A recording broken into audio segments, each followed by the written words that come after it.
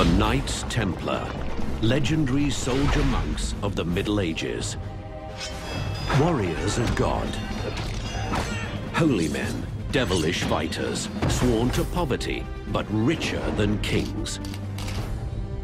Legend says they guarded the greatest relic in Christendom, the Holy Grail. A treasure so priceless, it gave them unrivaled power.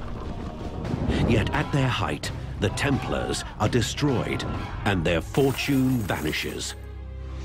Who were the Knights Templar? And can the true secret of their power be revealed today?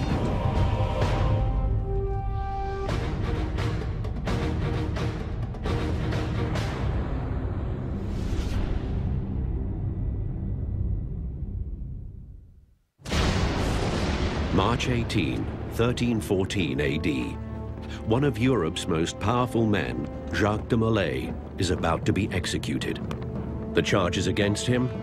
Devil worship, sodomy, and financial blackmail.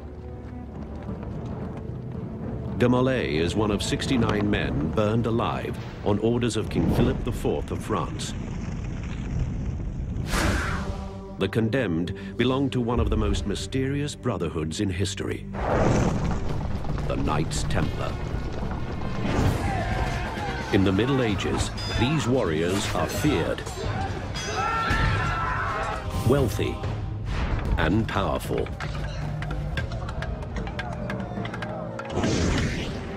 But in 1307, that reign comes to an end.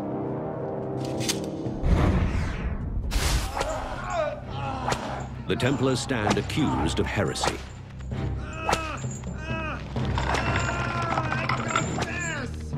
Under intense interrogation, they crack and confess.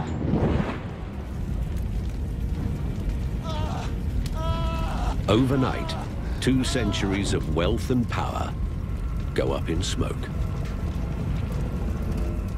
The Knights Templar vanish from history, but leave behind a beguiling mystery. The Templars call themselves the Poor Knights of Christ, yet become one of the richest organizations in Europe. It's here. It's said the source of their wealth is an ancient relic discovered beneath the ruins of the old Jewish temple in Jerusalem. And its fate remains a riddle. To discover the Templars' secret, we must retrace their footsteps, back to the beginning, back to the clash of civilizations called the Crusades. 1096 AD, an army of European knights marches thousands of miles to the region they call the Holy Land. Muslim states dominate the Middle East and a region that stretches from Persia to Spain. Pope Urban II calls for a holy war to liberate Christianity's most sacred city, Jerusalem. It takes the Crusaders nearly 3 years to reach the holy city.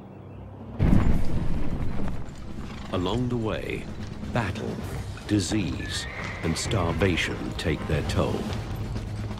Over 4,000 knights set out for Jerusalem. A little over 1,000 arrive.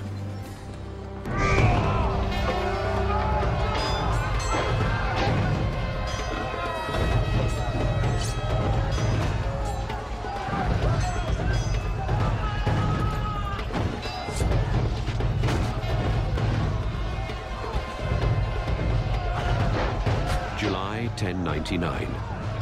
After a 5-week siege, the Crusaders take the city. When the Crusaders captured Jerusalem, first thing that happened, there was a bloodbath of almighty proportions.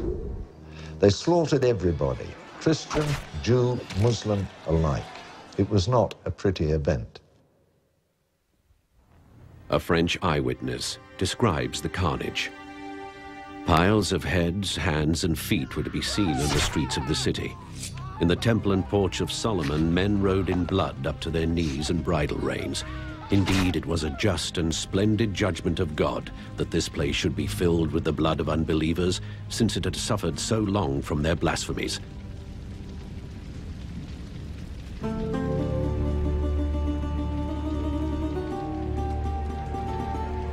To rule the new kingdom of Jerusalem, the Crusaders choose from their own ranks. Crusader kings will fight battle after battle to hold this sacred ground. In 1118, they choose their third leader and name him King Baldwin II.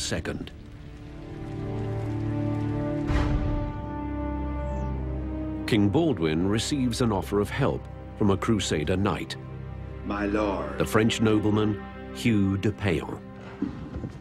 Rise. I have a great vision, my lord. Hugh de Payan proposed the idea of a contingent of fighting monks whose responsibility would be to guard the Holy Land and to safeguard passage of pilgrims on their way from Europe to the Holy Land and to defend the holy city of Jerusalem. King Baldwin likes the idea, and the Templars are born.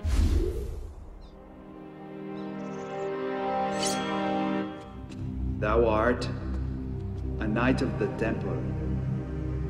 Thou art a warrior of God.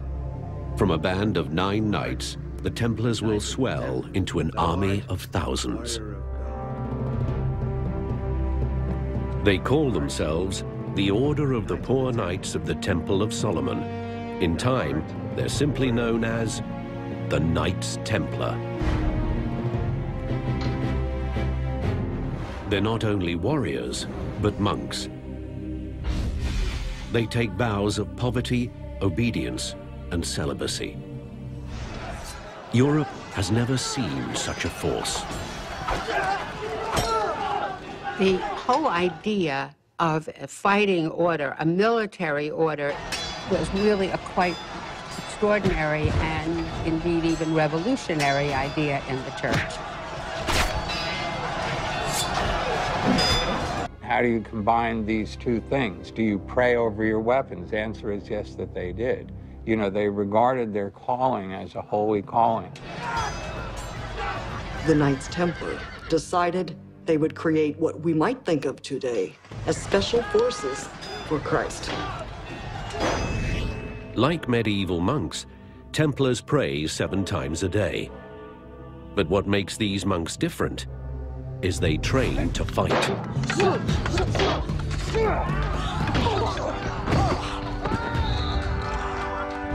Your first defense is your sword. I guarantee you, you lose this, you will lose your life. When we cut, we keep going, we do not stop. Is everyone ready? Between those two military orders, you had an extremely efficient, highly disciplined, superbly equipped standing army. Small in number, but incredibly, they packed one hell of a punch. The Templars crush the Muslims at the siege of Ascalon in 1153, the Battle of Mortgizard in 1177,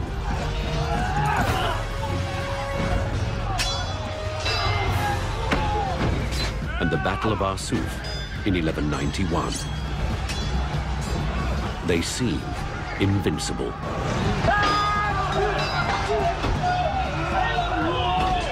The Templars fight by strict rules. They are forbidden to retreat unless ordered to do so, and only when outnumbered by more than 3 to 1. The Templars really were different from other parts of the Crusader army.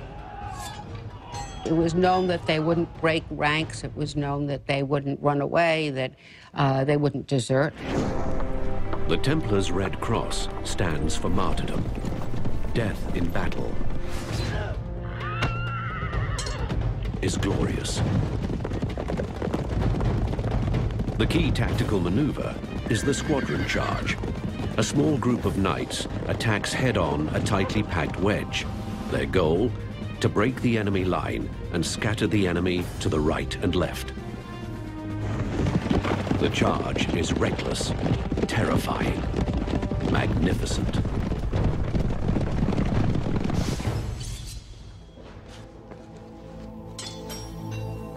They famously won many battles, So their respect was incredible. They had a